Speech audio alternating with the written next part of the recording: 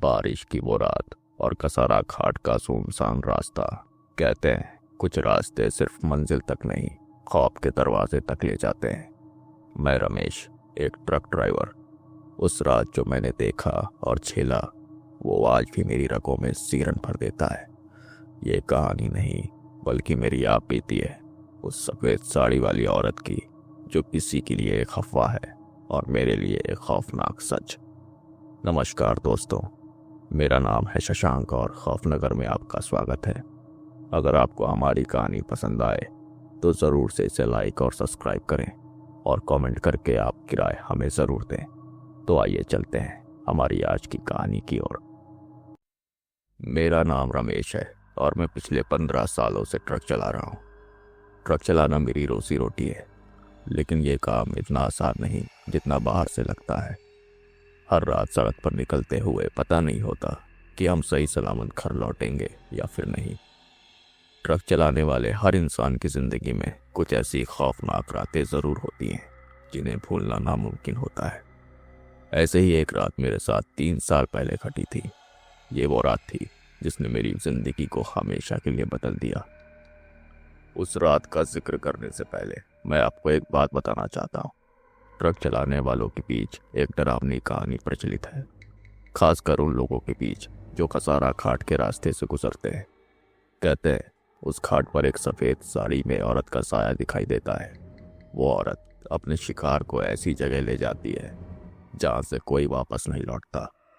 पहले ये बातें मुझे मजाक लगती थी, लेकिन उस रात मुझे पता चला कि हर अफवाह के पीछे एक सच्चाई ज़रूर होती है। उस दिन हम नासिक से मुंबई की ओर बड़े माल का ट्रक लेकर रवाना हुए थे। मौसम खराब था, बादल घने और काले थे और बारिश कभी भी शुरू हो सकती थी। मुझे और मेरे खलासी राजू को माल हर हाल में सुबह तक मुंबई पहुंचाना था। रात के करीब 10 बज रहे थे। मैंने ट्रक का इंजन स्टार्ट किया और हम हाईवे पर निकल पड़े। बारिश इतनी तेज थी कि वाइपर अपनी पूरी ताकत से काम कर रहा था, लेकिन फिर भी बाहर कुछ साफ दिखाई नहीं दे रहा था। ट्रक के हेडलाइट्स अंधेरे को चीरने की कोशिश कर रही थी, लेकिन घने कोहरे और मूसलाधार बारिश ने सब कुछ धुंधला कर रखा था। ऐसा लग रहा था जैसे हम किसी अनजाने और डरावने सफर पर निकल पड़े हों। सड़क पर सिर्फ हमारा ही ट्रक था और दूर दूर तक कोई गाड़ी नजर नहीं आ रही थी। ट्रक की आवाज़ और बारिश की तेज बूंदों की थपथपाहट माहौल को और भी सन्नाटों से भर रही थी। ट्रक का कैबिन ठंडा हो चुका था। राजू मेरे बगल में ही बैठा था और अपनी पुरानी स्टील की थर्मस से चाय की चुस्कियां ले रहा था। उसने अपनी सीट को थोड़ा पीछे खिसका लिया था और आराम से पैर फैलाकर बैठा था। चाय की भाप उसके चेहरे को गर्मी दे रही थी, लेकिन उसके हाव भाव में बेचैनी साफ झलक रही थी। वो मेरी तरफ देखकर बोला, भाई, ये कसारा घाट का रास्ता बड़ा अजीब है। लगता है सारे जैसे हर मोड़ के पीछे कोई खड़ा हो। कहीं सच में सफ़ेद साड़ी वाली भूतनी दिख गई तो।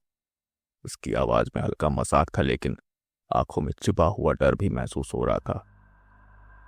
तो मैंने उसकी बात को सुनकर हंसते हुए कहा, अरे यार, ये सब तेरी फिल्मों की कहानियां हैं।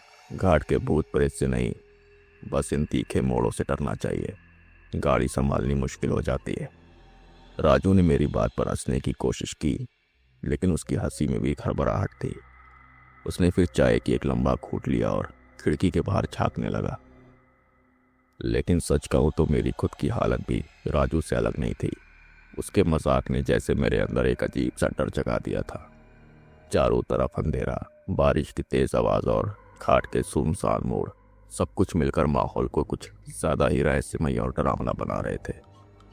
मैंने ट्रक की रफ्तार थोड़ी धीमी कर ली थी। बारिश के कारण सड़क फिसलन भरी हो चुकी थी और हर मोड़ पर ऐसा लग रहा था कि ट्रक किसी खाई में गिर जाएगा। ट्रक के हेडलाइट्स के दायरे से बाहर सब कुछ सुनसान और अनजाना था। राजू ने खिड़की के बाहर देखते हुए कहा, भाई, यह रास्ता कुछ ज़्यादा ही सन्नाटे वाला है। पहले भी कई बार इस घाट से गुजरे हैं, लेकिन आज कुछ अलग ही लग रहा है। मैंने उसे जवाब दिया, मौसम की वजह से बारिश और कोहरा माहौल को ऐसा बना ही देते हैं। ये सब तू ज़्यादा मत सोच, बस मेरी मदद कर और बाहर ध्यान रख। कोई पेट्रोल पंप या ढाबा नज़र आए तो बता देना, डीजल भी ख़त्म होने वाला है। लेकिन सच कहूं तो मैं खुद को दिलासा देने की कोशिश कर रहा था। मेरे मन में एक अजीब सा ख्याल बार बार उठ रहा था। हर मोड़ पर ऐसा लगता जैसे कोई हमारी गाड़ी के पीछे दौड़ रहा हो। मैंने कई बार रियर व्यू मिरर में देखने की कोशिश की, लेकिन वहां कुछ भी नहीं होता था। राजू ने अपनी खिड़की से बाहर झांकते हुए फिर से कहा, भाई, तूने कभी सुना है इस घाट के बारे में? पुराने ट्रक ड्राइवर कहते हैं कि यहाँ रात के समय एक औरत दिखती है सफेद साड़ी में। वो लोगों को अपनी तरफ बुलाती है। अगर कोई रुक गया तो वो उसे अपने साथ ले जाती है। मैंने छिलछिलाते हुए कहा, अरे यार, तू सच में इन बातों पर यकीन करता है? ये सब बस अफवाहें हैं। राजू ने मेरी तरफ देखते हुए बोला, भाई, अफवाहें भी कहीं ना कहीं से शुरू होती हैं। उसकी बात सुनकर मैं थोड़ा असहज हो गया। मैंने अपना ध्यान सड़क पर केंद्रित कर लिया, लेकिन उसके शब्द मेरे दिमाग में गूंज रहे थे। अब हर मोड़ पर मेरे दिल की धड़कन तेज हो रही थी। ऐसा लग रहा था जैसे कुछ अजीब होने वाला है।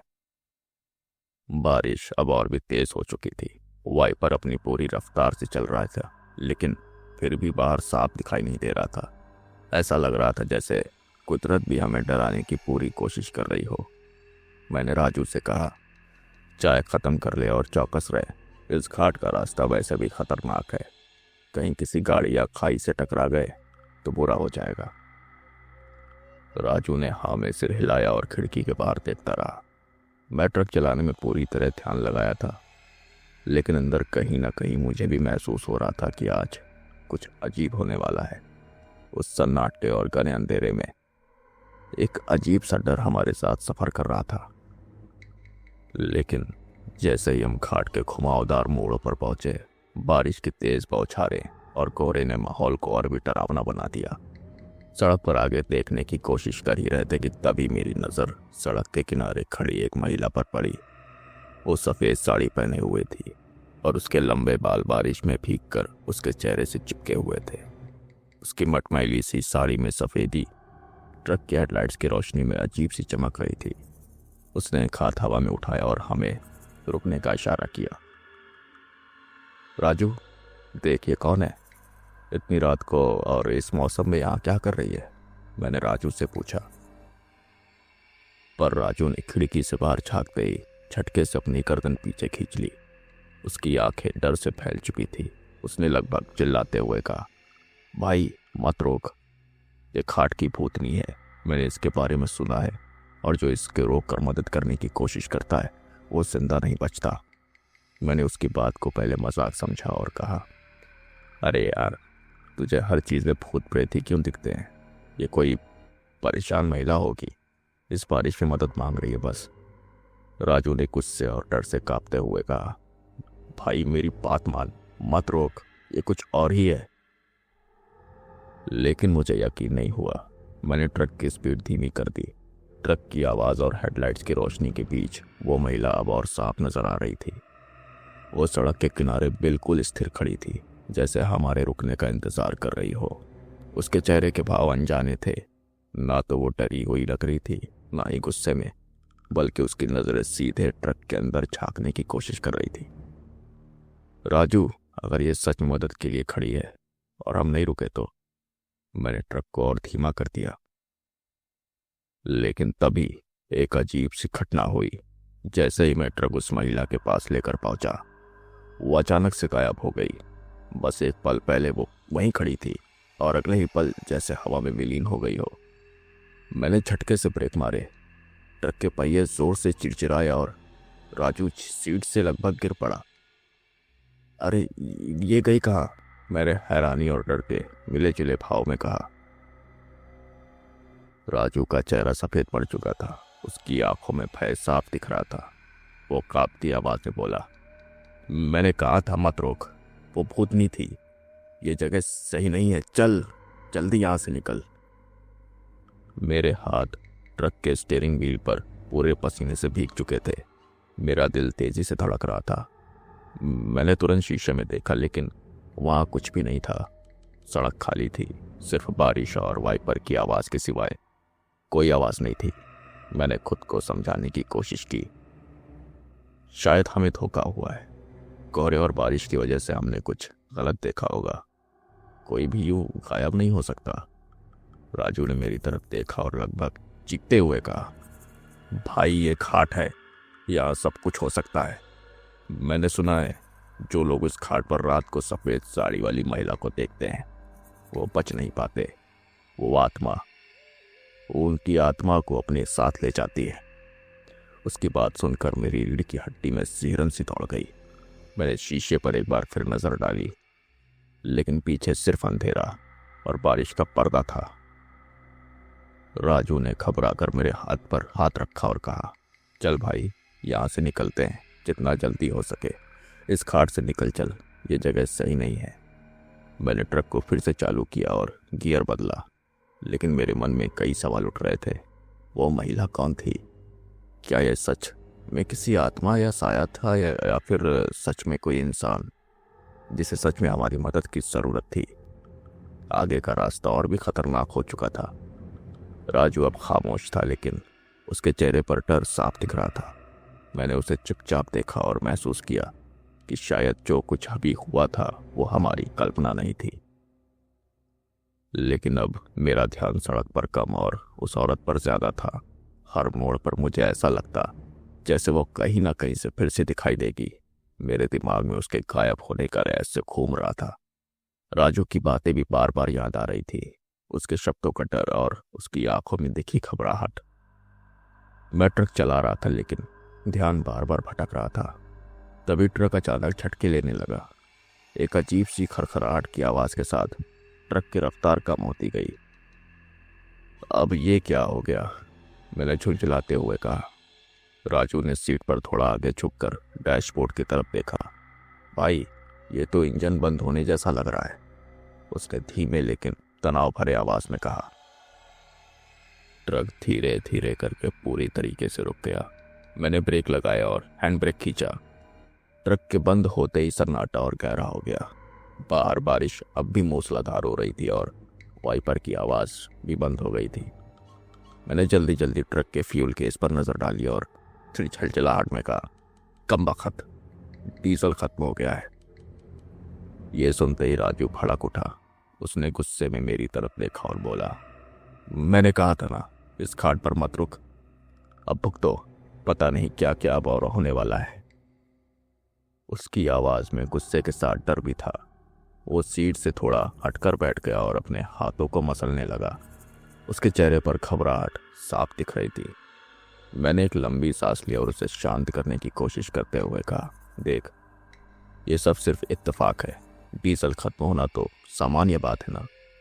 राजू ने मेरी बात काटते हुए कहा, सामान्य? तू इसे सामान्य कहता है? पहले वो औरत, फिर ये डीजल का खत्म होना। भाई ये जगह सही नहीं है, यहाँ से जितनी जल्दी हो सके निकल चलो प्लीज। मैंने ट्रक के कैबिन में रखे छोटे डीजल कैन की तरफ इशारा करते हुए कहा, देख यहाँ सिर्फ थोड़ा सा डीजल है, इससे ज़्यादा दूर नहीं जा सकते। पास में कोई ढाबा या पंप मिलेगा तो वहीं से डीजल लेकर आते हैं। राजू ने डर और गुस्से के बीच कहा, ढाबा? इस बारिश और अंधेरे में ढाबा ढूंढेगा, और वो भी इस घाट पर? भाई मुझे नहीं लगता ये इतना आसान होगा। पर मैंने उसकी तरफ ध्यान नहीं दिया और अपनी टॉर्च ला और डीजल कैन उठाया और बाहर झांकने लगा। लेकिन बाहर का नज़ारा और भी डरावना था। बारिश इतनी तेज थी कि कुछ भी साफ नहीं दिख रहा था। सड़क पर कोहरा छाया हुआ था और हेडलाइट्स की रोशनी भी ज़्यादा दूर तक नहीं जा रही थी। तेरी मदद की ज़रूरत पड़ेगी, मैंने राजू से कहा। वो झुलझुलाते हुए बोला, मुझे यहाँ से बाहर निकलना है बस, तू खुद जा और जल्दी वापस आ, मैं यहाँ ट्रक के अंदर इंतज़ार करूँगा तुम्हारा। मैंने उसकी हालत देखकर ज़्यादा बहस करना ठीक नहीं समझा। बाहर निकलने से पहले मैंने अपने जैकेट की जिप पूरी तरीके से बंद करी और टॉर्च ऑन करी। ट्रक से बाहर कदम रखते ही ठंडी हवा और बारिश ने मेरा स्वागत किया। ऐसा लग रहा था जैसे पूरी घाटी में ठंड और सन्नाटे का राज हो। बारिश की बूंदें इतनी तेज थी कि हर बूंद मेरी त्वचा को चीरती हुई महसूस हो रही थी। मैंने ट्रक की रोशनी के सहारे सड़क के किनारे किनारे चलना शुरू किया। चारों ओर अंधेरा और एक खौफनाक सन्नाटा था। हर कदम पर ऐसा लगता जैसे कोई मेरे आसपास है। मैंने कई बार पलटकर पीछे देखा, लेकिन ट्रक के अलावा कुछ भी नहीं था। राजू ने खिड़की से झांकते हुए मुझे हाथ से इशारा किया। जल्दी कर भाई, ज़्यादा देर मत लगाना। मैंने उसे भरोसा दिलाया और तेजी से आगे बढ़ा। सड़क पर पानी बह रहा था और मेरे जूते उसमें फिसल रहे थे। हर कुछ दूरी पर बिजली की चमक रही होती, जो पहाड़ियों की परछाई को और भी डरावना बना देती थी।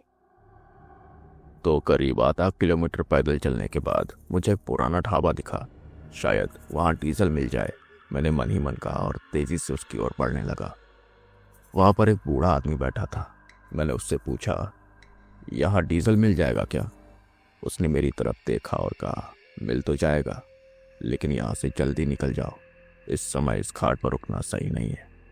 तो मैंने जल्दी से डीजल खरीदा और जल्दी जल्दी ट्रक की तरफ जाने लगा। जब मैं ट्रक पर वापस पहुंचा तो मैंने देखा कि राजू ट्रक के अंदर नहीं था। मैंने उसे आवाज़ दी, लेकिन कोई भी जवाब नहीं आया। ट्रक के चारों ओर मैंने उसे खोजा, लेकिन वो कहीं भी नहीं था। तभी मुझे ट्रक के अंदर से एक अजीब आवाज़ सुनाई दी, रमेश भाई, मदद करो। मैंने तुरंत ट्रक का दरवाज़ा खोला, लेकिन अंदर राजू नहीं था। राजू की आवाज़ अब घाट की खाई से आ रही थी। डरते डरते मैं खाई की तरफ बढ़ा। बारिश तेज हो रही थी और मेरा हर कदम भारी लग रहा था। जैसे ही मैं खाई के पास पहुंचा, वही सफ़ेद साड़ी वाली औरत मेरे सामने खड़ी थी। उसकी आंखें लाल थी और चेहरा इतना भयानक कि मैं ये देखकर कांप उठा। मैंने पीछे भागने की कोशिश की, लेकिन मेरे पैर जम गए थे। तभी उस चुड़ैल ने धीरे से कहा, क्यों आए हो यहाँ? ये मेरी जगह है। मैं कुछ भी नहीं बोल पाया। तभी मैंने देखा राजू खाई में पड़ा हुआ था, बेहोश और खून से लथपथ। किसी तरह मैंने अपनी सारी हिम्मत जुटाई और राजू को खाई से बाहर खींचने में जुट गया। बारिश की तेज धाराओं और गहरी अंधेरी खाई ने मेरा काम और भी मुश्किल बना दिया था, और हर बार जब मैं राजू को पकड़ने की कोशिश करता तो मेरा पैर कीचड़ में फिसल जाता। उसके शरीर का वजन ऐसा लग रहा था जैसे उसमें जान ही ना बची हो। राजू, बस थोड़ा और, मैं तुझे यहाँ से निकाल लूँगा। मैं उसे बार बार बोलता रहा। उसके हाथ अब ठंडे पड़ चुके थे और उसका शरीर बारिश में पूरी तरीके से भीग चुका था। मुझे उसकी सांसें सुनाई नहीं दे रही थी, लेकिन मैंने हार नहीं मानी। मैं उसकी बाहों को कसकर पकड़कर खाई से बाहर खींच लिया। जब मैंने उसे उस खाई से बाहर निकाला और ट्रक की तरफ घसीट कर ले जाने लगा, तभी एक अजीब सी चीज़ मुझे महसूस हुई। राजू का शरीर अचानक हल्का लगने लगा था, जैसे उसमें से सारी जान निकल चुकी हो। मैंने घबरा कर उसकी ओर देखा। उसके चेहरे पर कुछ ऐसा था जिसने मुझे बुरी तरीके से हिला दिया। उसकी आंखें अब पूरी तरह से खुली हुई थी, लेकिन उनमें कोई हलचल नहीं थी। चेहरे पर एक अजीब सी मुस्कान फैली हुई थी, वो मुस्कान जो इंसान तब देता है जब उसने कुछ बेहद भयानक या परलोक जैसा अनुभव किया हो। राजू, राजू, क्या हुआ? कुछ बोल। मैंने उसे हिलाने की कोशिश की, लेकिन कोई भी हलचल नहीं हुई। उसकी सांसें पूरी तरीके से थम चुकी थी। उसके खुले मुंह और जमी हुई मुस्कान ने मेरे अंदर तक सिहरन पैदा कर दी थी। ऐसा लग रहा था जैसे उसने अपनी मौत से पहले कुछ ऐसा देखा था जिसे मैं समझ भी नहीं सकता। मैं उसके सीने पर हाथ रखकर उसकी धड़कनें सुनने की कोशिश कर रहा था, लेकिन सब कुछ शांत था। मैंने राजू के शरीर को ट्रक में ले जाकर सीट पर लिटा दिया। उसकी मुस्कान अब भी वैसे ही बनी हुई थी और उसकी खुली आंखें जैसे मुझे कुछ बताना चाहती थी। मैं पूरी तरीके से हिल चुका था। ट्रक के अंदर बैठकर मैंने खुद को संभालने की कोशिश की, लेकिन अब राजू के बिना उस अंधेरी घाटी से निकल पाना मेरे लिए असंभव लग रहा था। मैंने आखिरी बार राजू की तरफ देखा और महसूस किया कि उसकी मौत के साथ कुछ ऐसा राज जुड़ा है जिसे जानना शायद मेरे बस में नहीं था। मैंने डरते डरते ट्रक स्टार्ट किया और घाट से निकलने की पूरी कोशिश की, लेकिन सफ़ेद साड़ी वाली औरत बार बार ट्रक के सामने आ रही थी। मैंने भगवान का नाम लिया और बिना देखे ट्रक को घाट से बाहर निकालने में लगा रहा। जैसे ही मैं घाट के अंतिम मोड़ पर पहुंचा, वो औरत अचानक गायब हो गई। उस रात के बाद मैंने राजू के परिवार को सच नहीं बताया। मैंने कहा कि उसकी मौत एक हादसे में हुई, लेकिन सच्चाई ये है कि कसारा घाट पर उस रात मैंने जो देखा वो मुझे जिंदगी भर डराता रहेगा। आज भी जब मैं उस रास्ते से गुजरता हूँ तो मुझे ऐसा लगता है जैसे वो औरत अब भी मुझे देख रही हो। इस घटना के बाद मैंने ट्रक चलाना लगभग बंद कर दिया, लेकिन कभी कभी जब रात को नींद नहीं आती तो राजू की चीखें और उस औरत का चेहरा मेरी आंखों के सामने आ जाता है। कसारा घाट पर वो सफ़ेद साड़ी वाली औरत कौन थी और उसने राजू को क्यों मारा? इस सवाल का जवाब शायद मैं कभी नहीं जान पाऊंगा, लेकिन ये यकीन है कि वो जगह अब भी अपनी खौफनाक कहानियों को समेटे हुए है। दोस्तों, आज की कहानी में बस इतना ही। मिलते हैं आपसे अगली कहानी में। तब तक अपना ख्याल रखें और सुरक्षित रहें। नमस्कार।